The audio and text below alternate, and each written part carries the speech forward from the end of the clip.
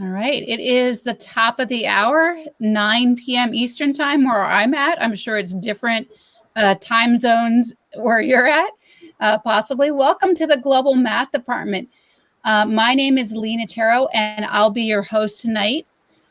Tonight, we're going to be hearing from Dr. Pamela Seda and Dr. Kyndall Brown about 7 ways to build your confidence as an equitable teacher. Would everyone please introduce themselves in the chat window, telling us what you teach, where, and what your Twitter handle is, if you have one. And I actually know Bill Phil in the chat there. Welcome, Bill. And I recognize some other familiar faces. If you have a Twitter handle, feel free to type that in the chat as well.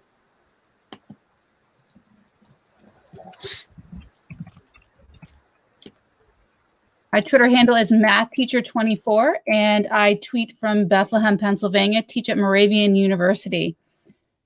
Before I introduce our speakers tonight, I'm going to explain how these meetings work.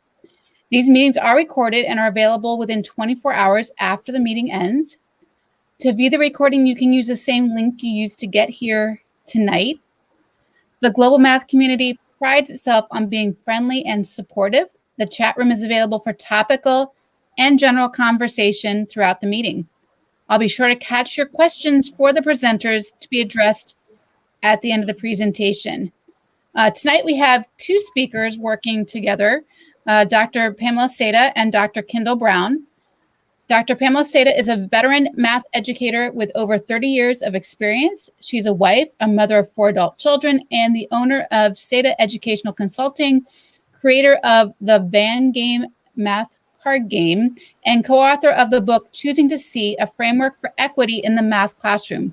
She's held various positions in math education, including math teacher, instructional coach, college math instructor, and district math supervisor. She is currently the mathematics coordinator for Griffin-Spalding County Schools in Georgia. Dr. Seda is passionate about changing how students experience mathematics, especially those from marginalized groups, and advocates for mathematics instruction that develops all students as mathematical thinkers and problem solvers. We also have Dr. Kyndall Brown with us. Dr. Kyndall Brown has over 35 years of experience in mathematics education. He holds a bachelor's degree in mathematics, master's degrees in computer-based education and math education, and a PhD in education. He was a secondary mathematics teacher for 13 years. He's been a professional development provider for schools and districts in Los Angeles County for over 25 years. He's currently the executive director of the California Mathematics Project. He presents at local, state, and national conferences on mathematics education and writes articles for mathematics education publications. His research focuses on the impact of culture and identity on the ways that African American males learn mathematics. He is the co-author of the book Choosing to See, A Framework for Equity in the Math Classroom. We thank both of you for being here tonight, and I will turn the presentation over to Dr. Brown. All right. Thank you very much. We're very happy to be here. This is my first time ever presenting for the Global Math Department, so we are very excited. And our title, like it was mentioned, is going to be 7 ways to build your confidence as an equitable teacher. We were introduced, we both, I am currently the executive director of the California Mathematics Project, and I've been engaged in mathematics education for over 35 years as both a classroom teacher, support provider, professional development provider. And as the current coordinator for Griffin-Spalding County Schools, which is just south of Atlanta, I'm still just a teacher. I'm a teacher at heart. Now, my students may have changed, but I'm still a math teacher at heart. Okay, so we are going to engage in a little activity. What I need you to do right now is to go to student.desmos.com and type in 4CK PKR. Go to student.desmos.com, type in 4CK PKR. There's some instructions. I'm going to just leave this up here for just a few moments. And to give everybody the chance to get the code, and then we'll switch to that screen momentarily. So if everyone can go ahead and type in student.desmos. And the information's on the sticky note at the top of the chat. Okay, I see that I've got people starting to get in. And so this is a matching activity.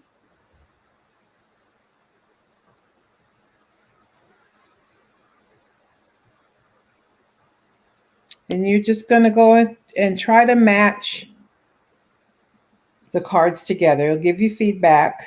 I'll give you a few more seconds and then I'll switch. Make sure everybody has a chance to get the code. All right.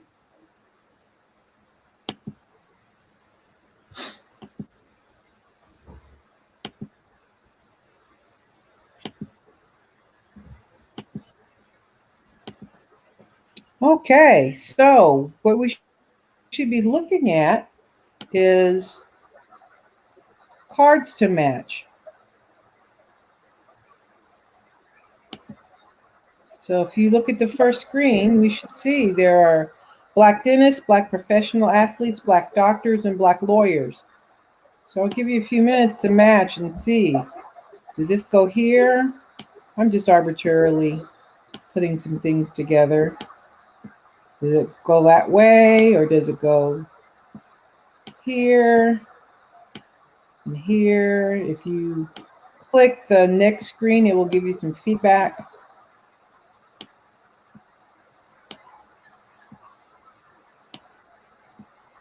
You'll have to move them together and close enough to where you get the blue outside, and then I'll give you some feedback. All right, and so as you maneuver through, and you can check to see, then I want you to move to the last slide that says, what did you find surprising or interesting?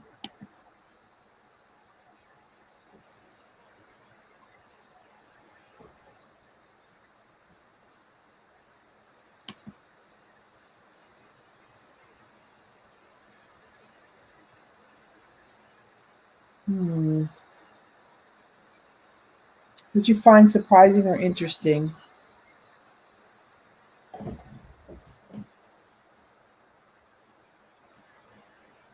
Thought doctors or dentists would be the most and not lawyers. That was something that surprised me too when I first did this activity.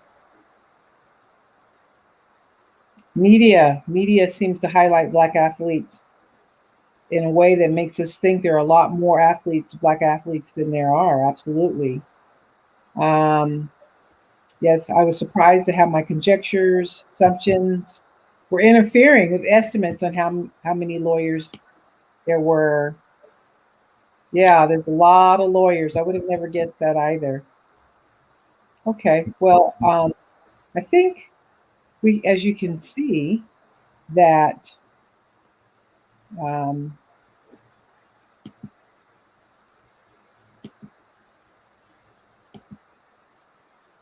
that were kind of surprising that even though I've been doing this work for quite a while, that I was really surprised that at the numbers myself. So let's take a look at what the answers actually are. So there's 1,848 Black professional athletes. That was actually the smallest number.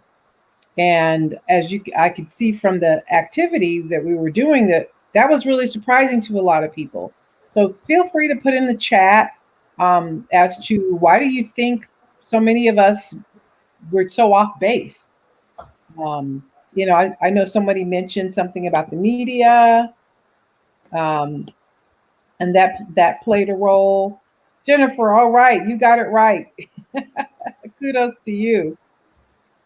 And I think a lot of it has to do with the fact that as somebody said, media put so much emphasis on Black athletes that we fail to realize there just aren't that many athletes at all. There's just not that many professional athletic positions together. But I think in doing this activity, you can see that sometimes media activates certain stereotypes and bias that we are oftentimes not even aware of how they operate.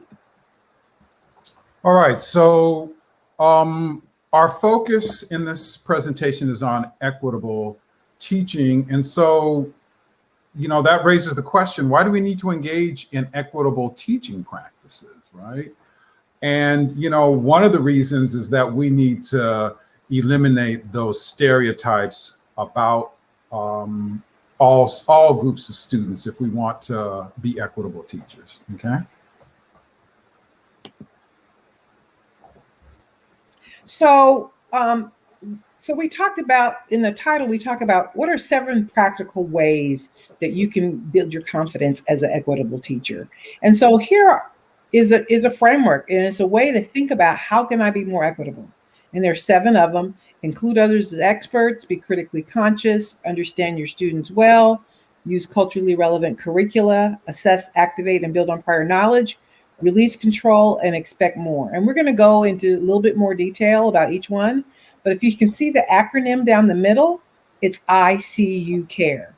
And really boils down to it, it's our students knowing that we care about them is what's going to help us become more equitable teachers. All right, so the first principle is include others as experts. And that means creating classroom environments that extend beyond the teacher as the sole authority to develop competence and confidence in others as experts, including the students themselves. Math class often operates like a debate where the teacher's the judge, the student who gets the most answers correct is crowned the winners, while everyone else is considered a loser. And we're arguing that instead of a debate, math class should operate more like a dialogue where everyone feels seen and heard, so that all students are able to develop competence in terms of who's perceived as the smartest, and their confidence should be able to be built so their perception of their ability to get good results in math is strengthened. And our definition of expert is anyone who can contribute to the knowledge of the group. Therefore, any one of your students can be an expert given the opportunity. And so one of the quotes that we have in our book is build a community of experts, not a cadre of rule followers. All right, so the next one is be critically conscious. So we had the I and this is the C.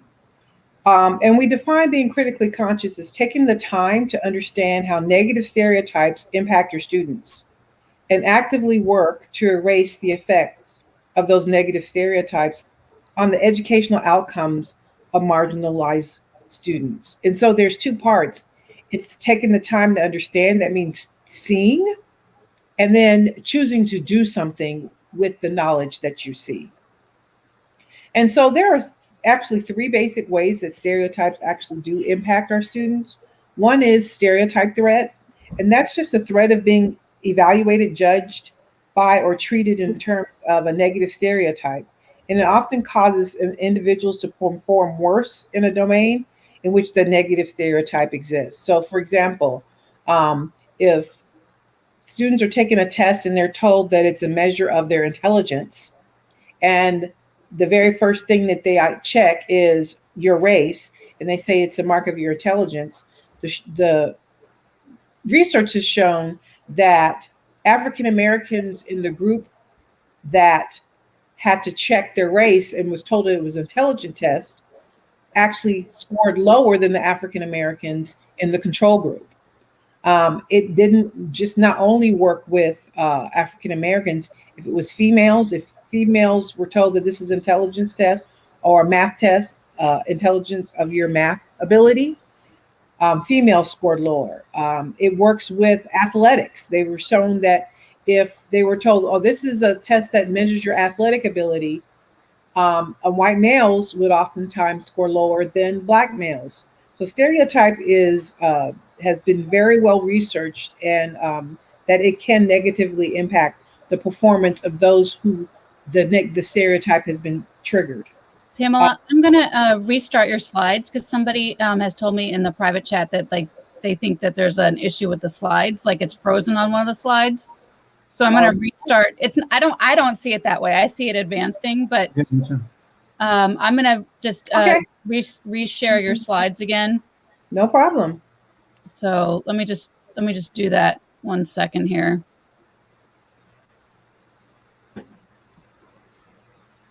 All right, so it should be back there. So hopefully that fixed whatever the problem was. Great. All right, and so the other impact can be that sometimes students internalize those stereotypes. If they hear these stereotypes over and over again, sometimes students say, well, if this is how you believe about me, then I might as well become that. And there's research that actually supports that as well. And then the last thing is sometimes students, it will just produce a decreased interest in studying math. And as we talked about the activity before, if the media is constantly showing that there are athletes and there are plenty of African-American athletes, and we don't recognize how many African-American lawyers there are, or doctors or dentists there are, then if there's this stereotype out there, many African-American students will go and think that will erroneously think they have a better chance of becoming an athlete than they do a lawyer, which is, if you just look at the numbers, is simply not true.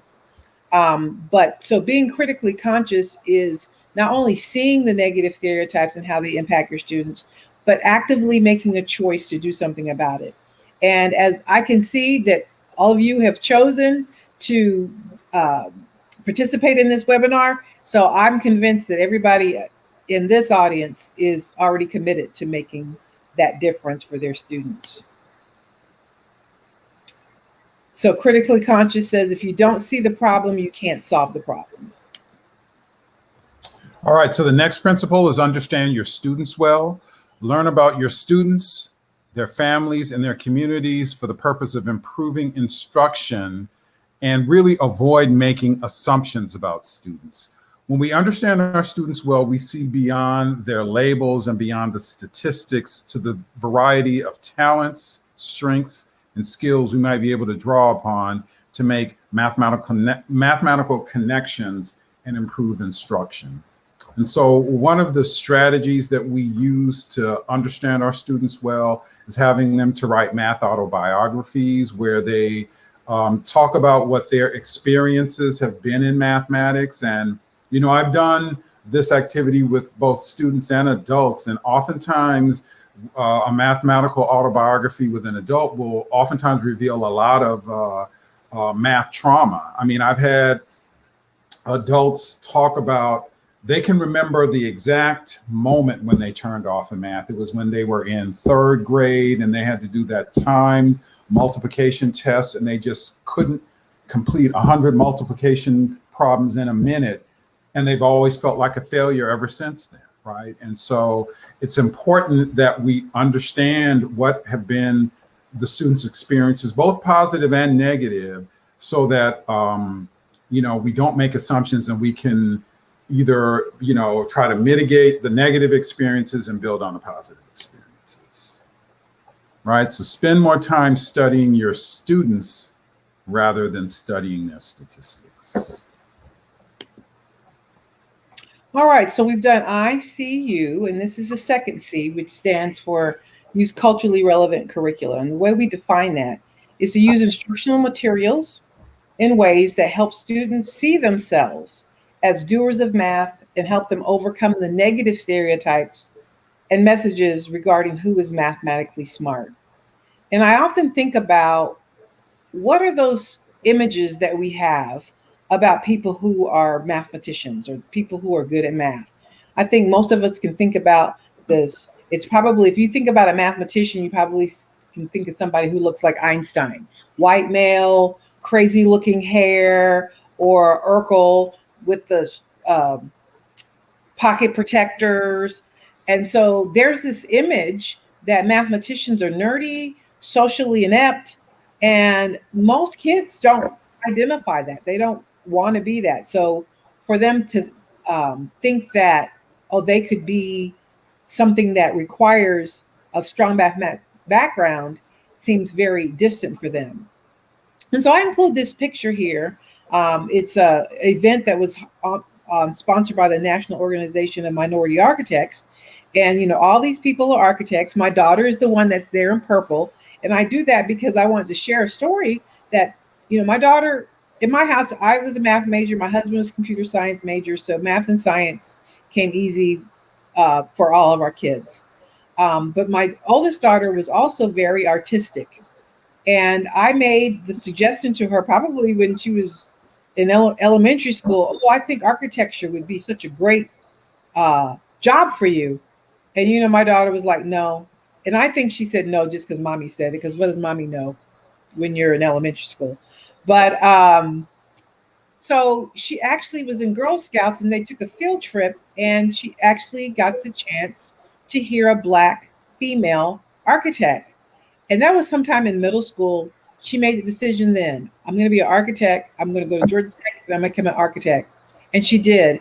And even though she grew up in a house with an educator and with a household of people who were very mathematically minded, it wasn't until she saw someone who looked like her that she thought that architecture was something that was for her. And I just say all that to say representation really does matter. So it's important that you make sure that all students can see themselves reflected in the curriculum.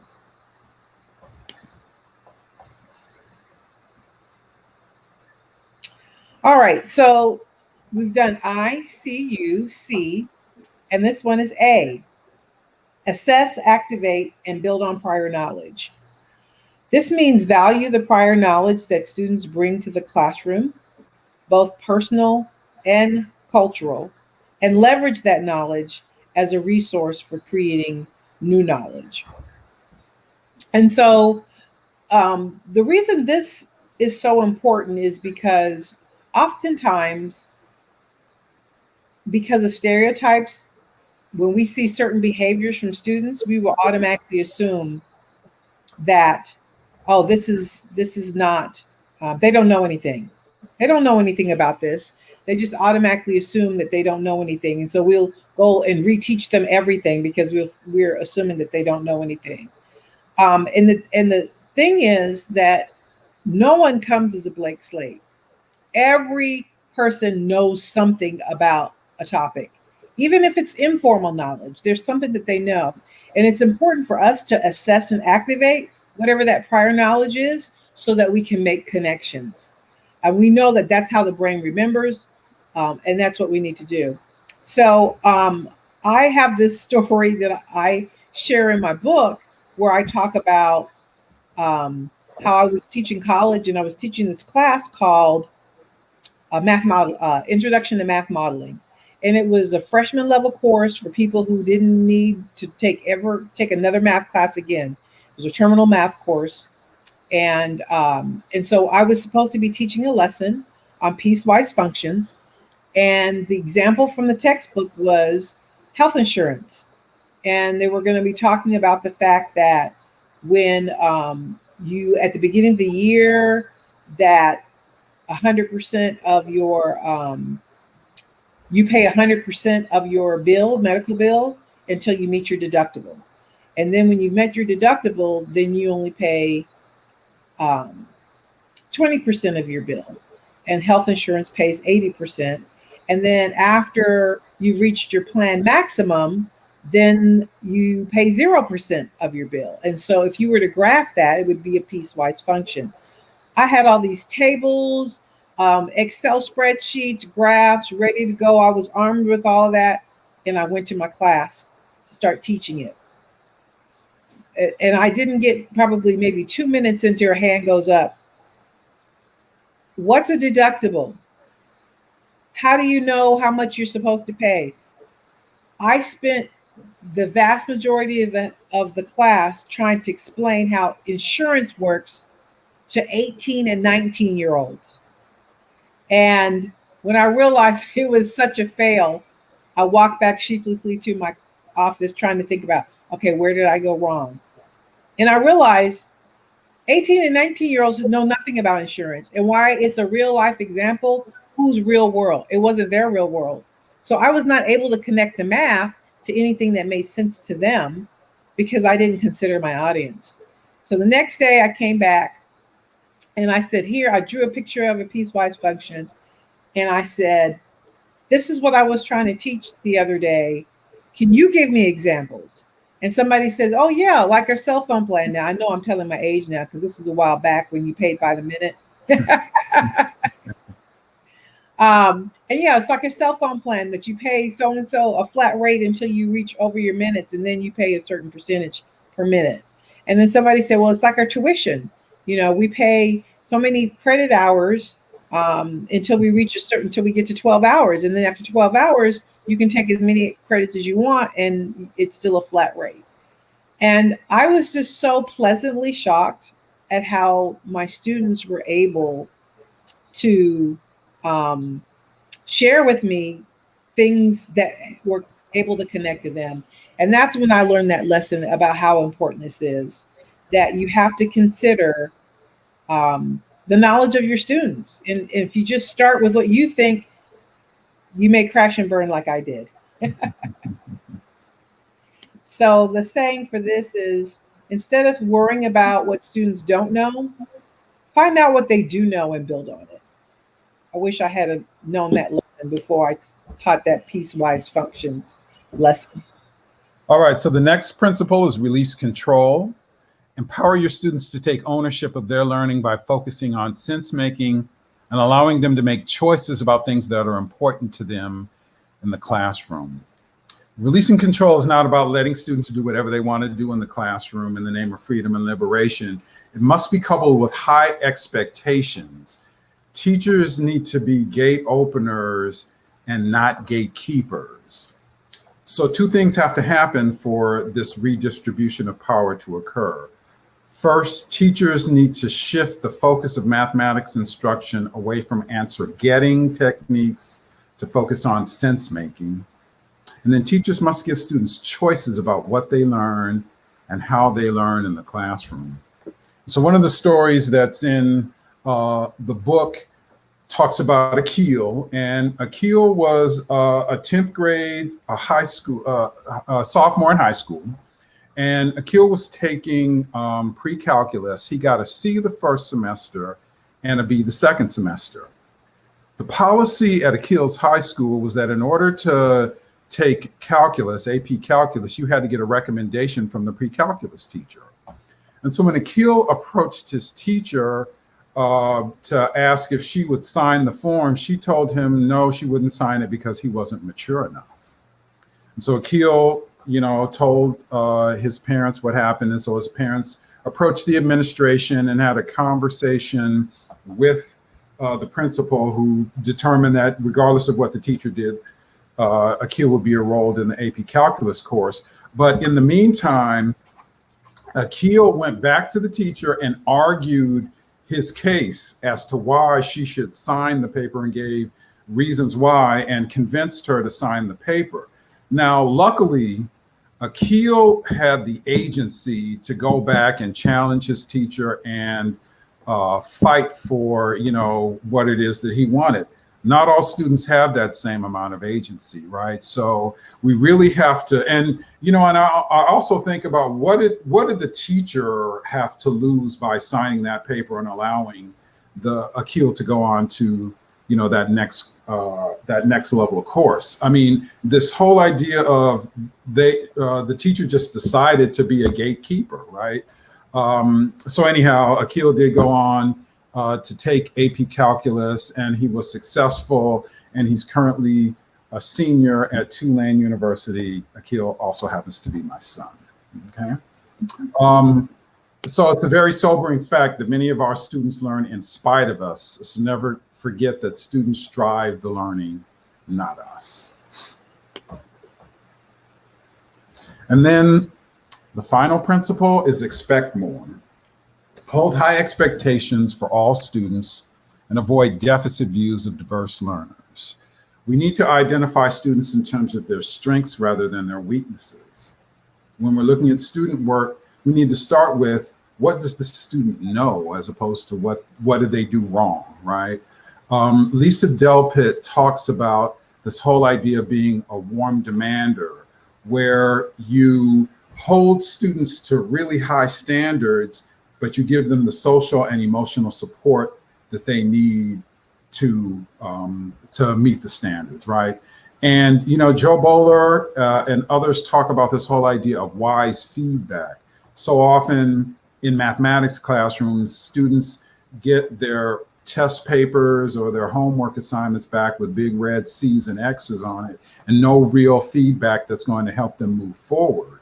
And so the recommendation is to, you know, point out what the student did correctly, pose a question to push their thinking, but then to add the sentence that says, I'm giving you this feedback because I believe in you. And what the research shows, by adding that extra sentence at the end, you dramatically increase the number of students who will revise their thinking and turn in their work. And so this also is related to a story that's in the book, in the chapter about Expect More, about Melvin. And Melvin, so I was a supervisor. I was supervising a first-year teacher. And she was a science teacher, and when I went into her classroom, I'd say there were about 30 students, about 28 of them were Latinx, and 2 of them were African-American. There was an African-American female and an African-American male, who I'll call Melvin. And African-American, all the students were sitting in groups. The African-American female was working in a group. The only person who wasn't in a group was Melvin. Melvin was sitting to the side at a desktop computer working by himself. And so, you know, when I saw that, I kind of asked the teacher why, you know, Melvin was sitting by himself. And she said, well, you know, he doesn't really participate in the classroom activities, so I'd rather have him over here, you know, not disrupting than, you know, disrupting the class. And so the students that day were working on an assignment on their laptops, and the teacher gave the class this assignment to do, and she expected the students to work in their groups on the assignment. And so she gave the assignment, was walking around the room, but really got focused on helping one particular group. And while she was doing that, there was a group of 4 Latinx males who were struggling with the assignment. And so Melvin got up from his desktop computer, came over to this group of young Latinx boys, and showed them what they were supposed to do in the lesson and how they were supposed to do it, and then went back to his desk. The teacher didn't see any of that because she was so involved with the group of students that she was working with. So, you know, I finished the observation, and as I was leaving the class, I passed by Melvin and I said, I saw what you did. And he looked up at me with these big eyes. What are you talking about? What do you mean? And I just kind of kept on walking. I didn't even respond to him, right? But that's just an example of, you know, a student who was very capable of doing the work, but because of the low expectations of the teacher, she had positioned him as a student who wasn't capable of doing the work. And so it's really important that teachers really take the time to know what their students are capable of before they just, you know, relegate them to, you know, kind of, you know, the hinterlands of the classroom. Right? All right. So that's worth the, those were the 7 practical tips. ICU Care, ICUCARE. So now we're going to give you the chance to do a little work here. So we've done our work. We're going to give you a chance to do a little work. So what we're going to do is I'm going to share an activity that falls in one of these ICU Care. And your job is to put in the chat which principle do you think is at play when we share the activity.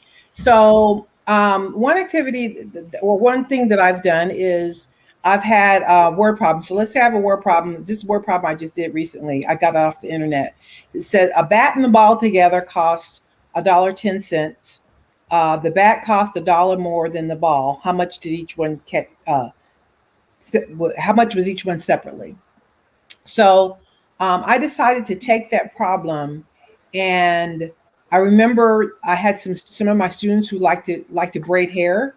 So I changed the context. Instead of talking about a bat and a ball, I was like, well, you own your own hair salon, and you charge $110 for a hairstyle and $10 for some braid spray.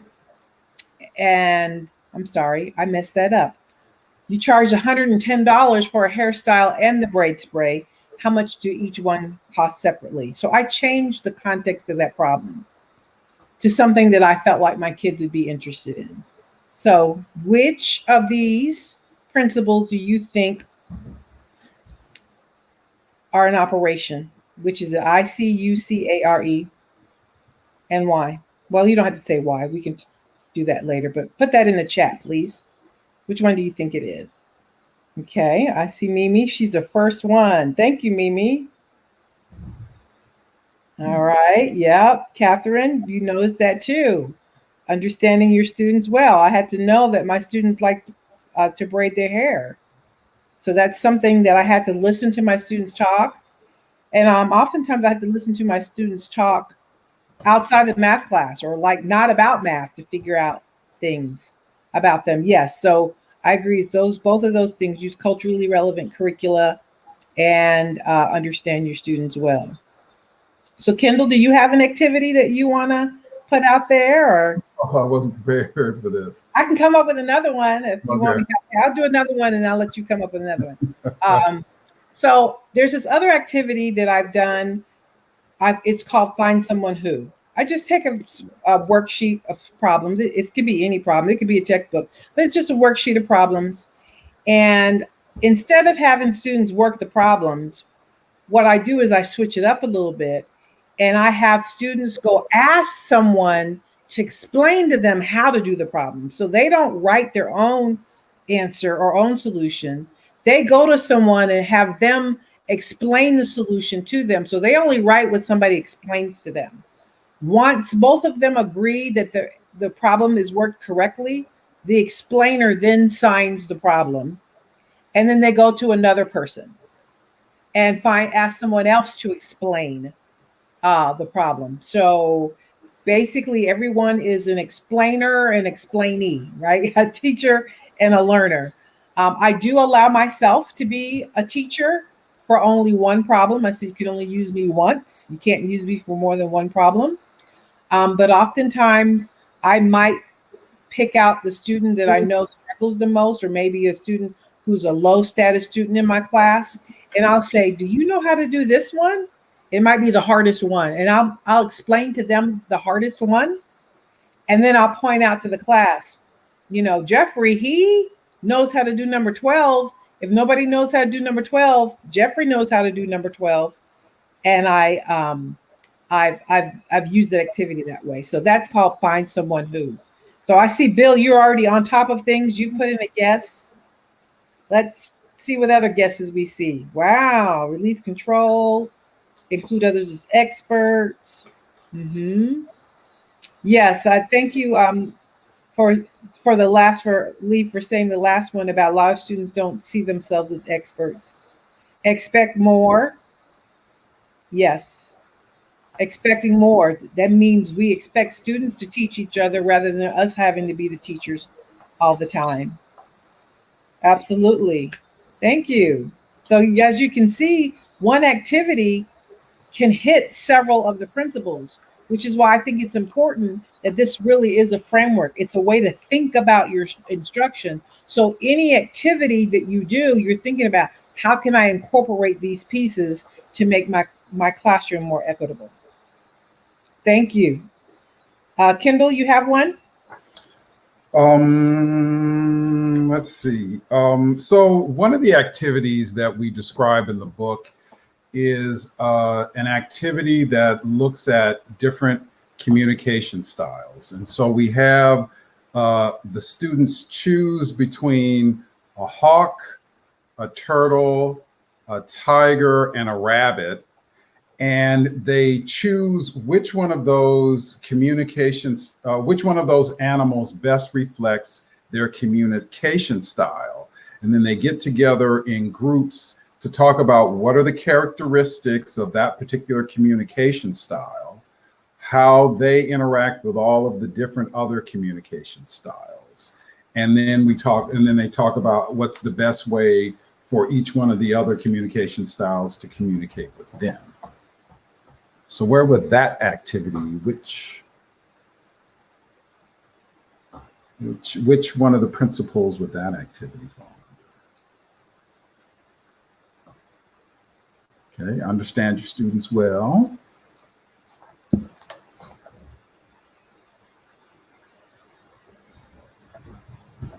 Any other ideas? Is there another principle that one might?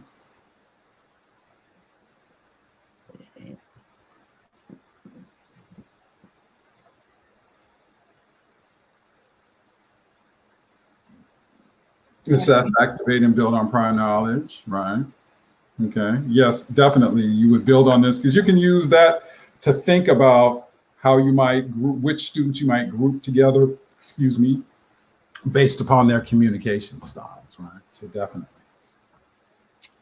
So another activity that I used to always love, I used to love doing it with my students. They always love doing it. But when I do it in workshops, the teachers always love it too. And it's called Math Password. And for those of you who are old enough to remember the game show Password, it works a lot like that. But I would have strips of papers that had vocabulary words on it. And so let's say you'd be in groups of 4. So you'd have the first person that would give a clue, and then the other 3 would try to guess. And so the word might be slope. And so I'm giving clues as to what slope is. Of course, you can't use any part of the word in giving the clues. And then whoever guesses the word correctly gets that vocabulary card. And then you give the set of cards to the next person. So everyone has a chance to give the clue. So the next person, they have their card, they uncover it, they give clues, and then whoever guesses that one, they get that card, and then it goes. And so you pass it around, and everyone has a chance to be a clue giver until all the cards are used up. And so what do you think, which principle would that activity? Yeah, y'all are already on topic. Before I even tell the activity, y'all are putting the answers in there. I see we got the gifted group here. Anybody else? What activity do you think that Math Password, which principle do you think Math Password falls under?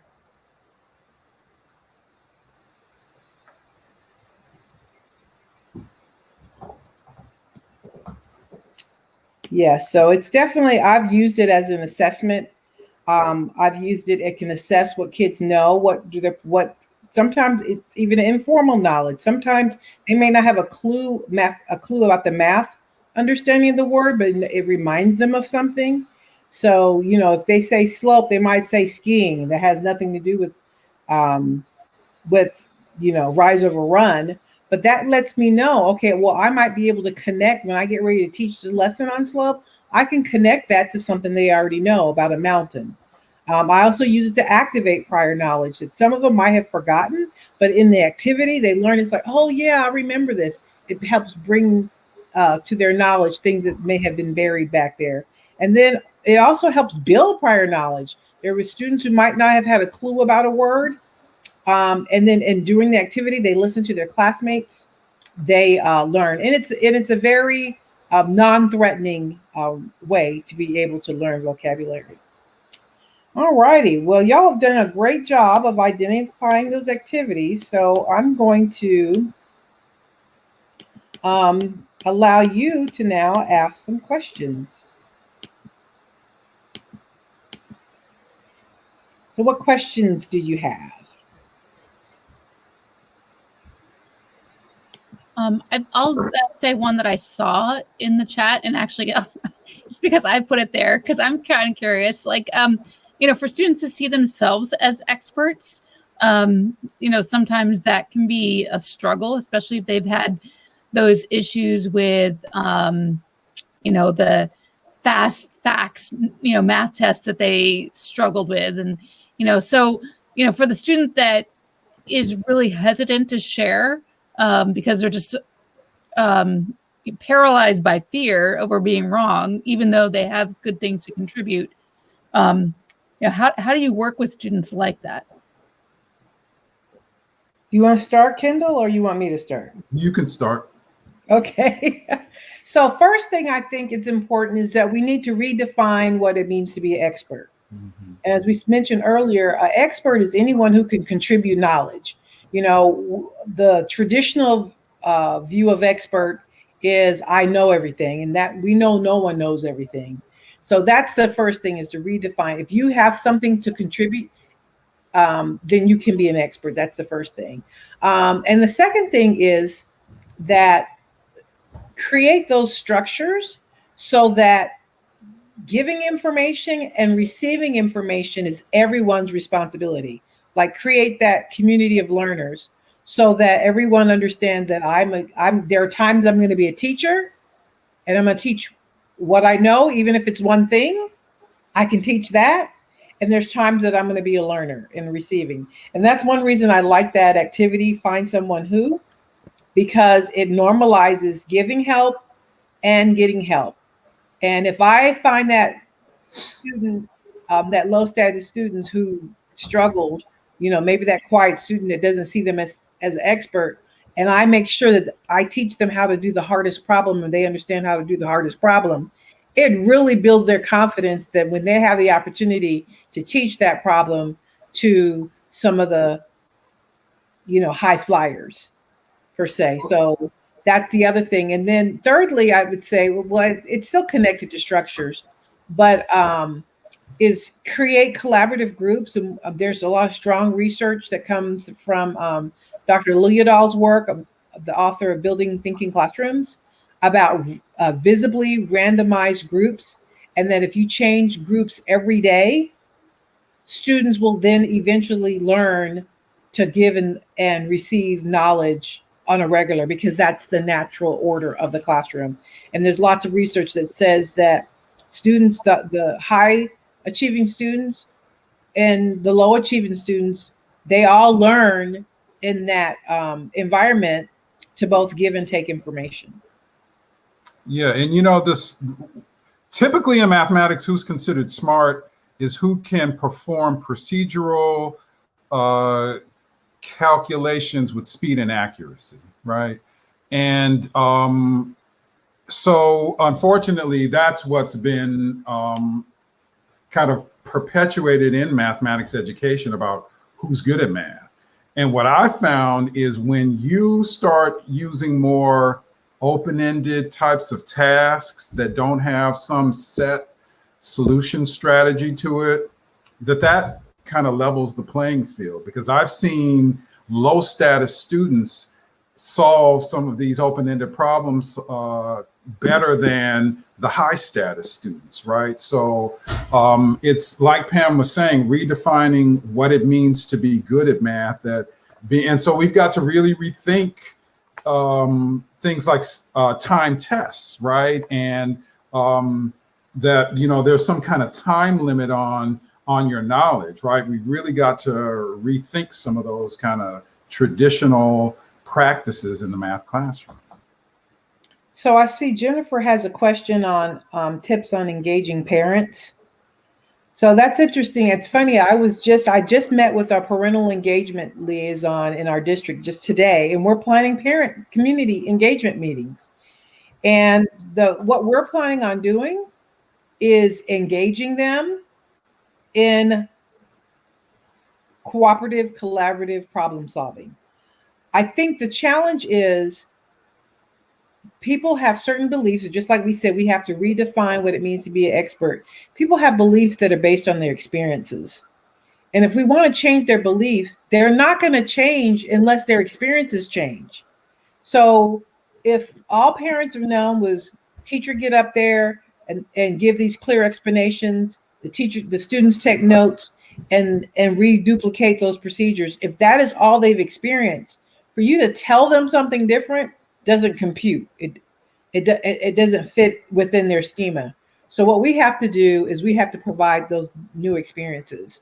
And so my plan is to engage them, put them in those visibly random groups. We're going to do some math, some non-curricular tasks, some math problems that are accessible, those low floor, high ceiling tasks, and have them working together. me facilitating and modeling for them what effective math instruction looks like, and then debrief and reflect and say, okay, what were you doing as students? What was I doing as your facilitator, as your teacher? What was the learning environment? How did that feel? And I think that's how you engage in parents. We really have to provide them new experiences as well. And then I think we have a chance to then change their beliefs so that then their actions can change so that we can get different results. And, you know, one of the things that we talk about in the book is the Teach Math program, where they did, it was a NSF funded program where a group of researchers were really trying to look at how to engage families.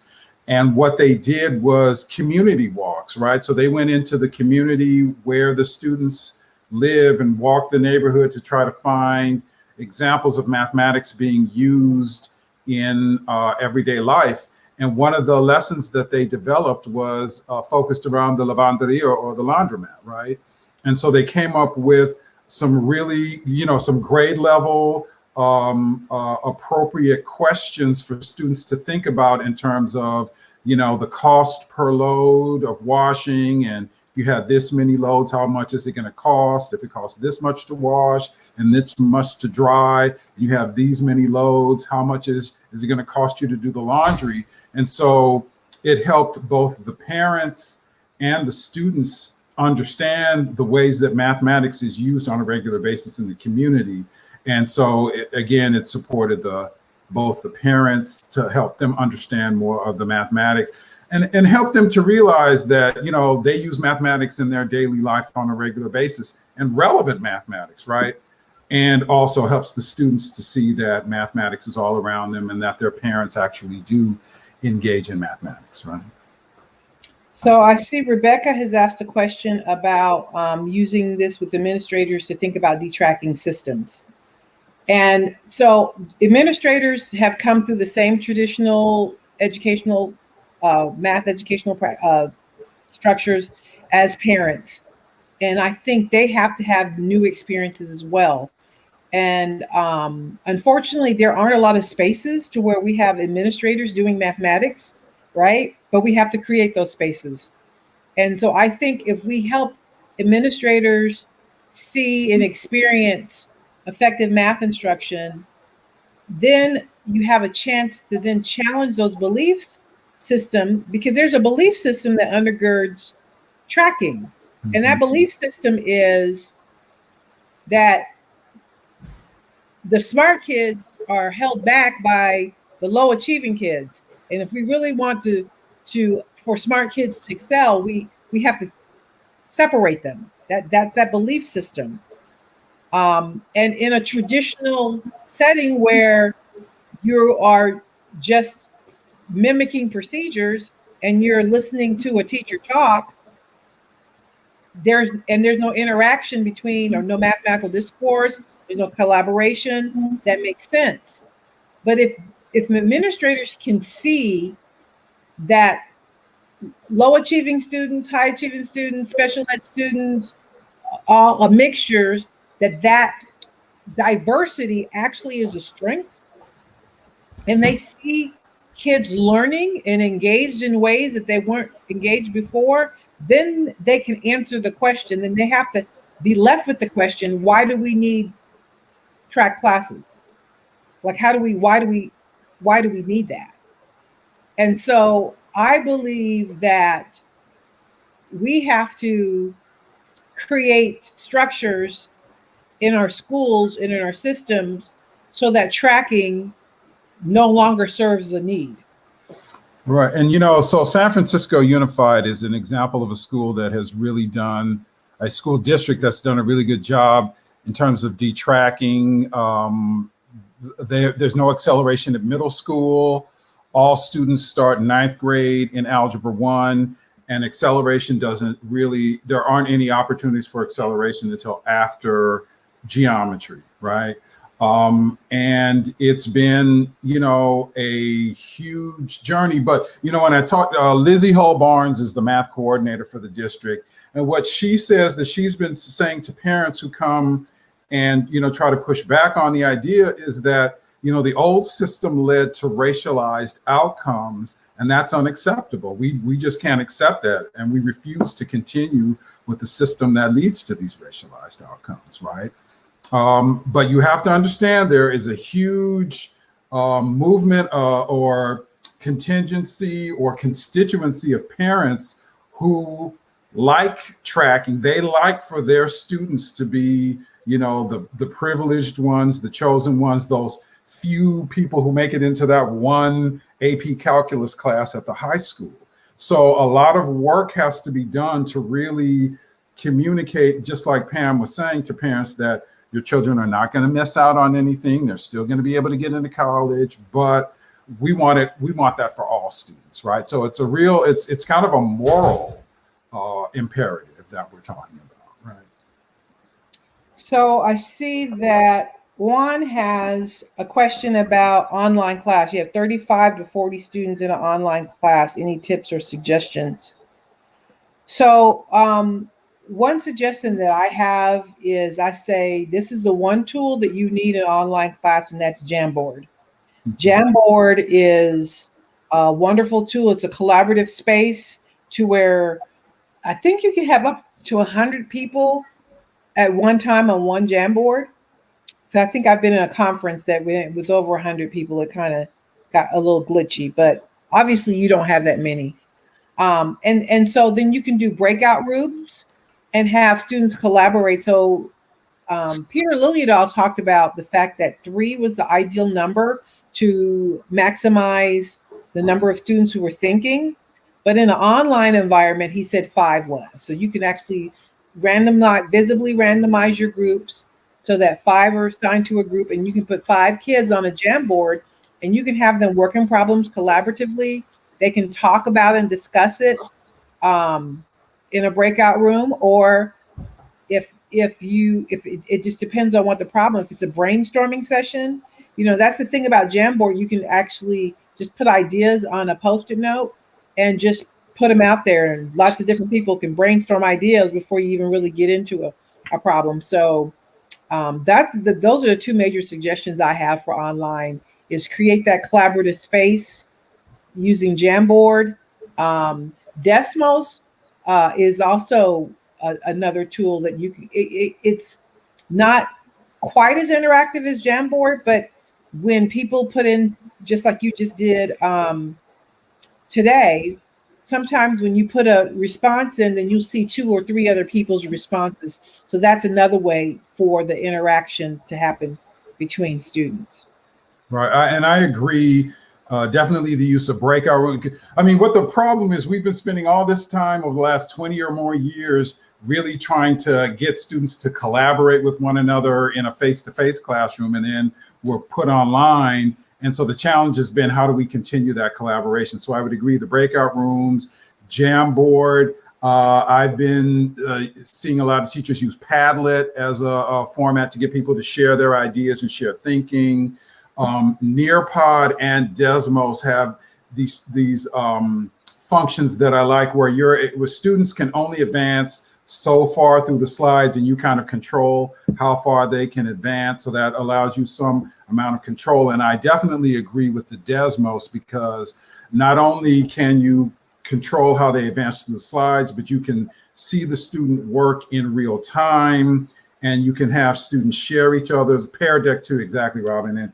And you can have students compare. You can have students compare their work with one another. You can anonymize it so that no student is being put on the spot. So I think that there are a lot of different tools out there, but it's about you figuring out what works best for whom and under what conditions, right? Because nothing's going to be perfect for everybody, right?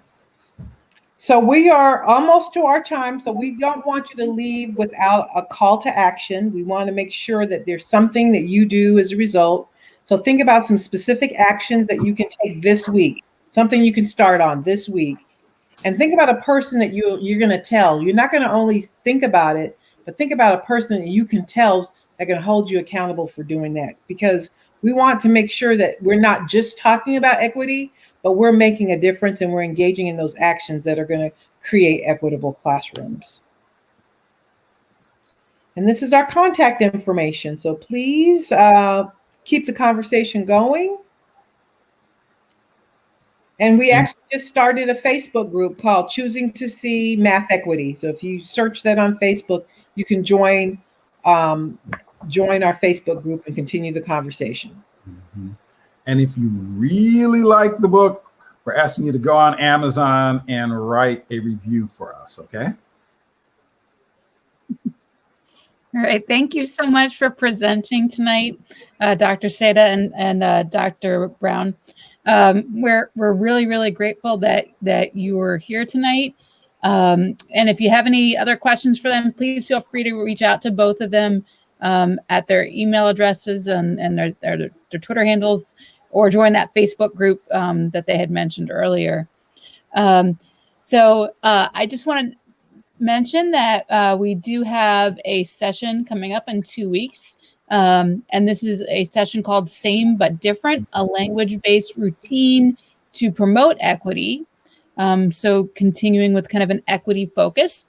That is actually a grades K through 8 session, and that is being presented by Dr. Sue Looney. So I hope some of you will be able to join us in 2 weeks, and I thank you for being here this evening.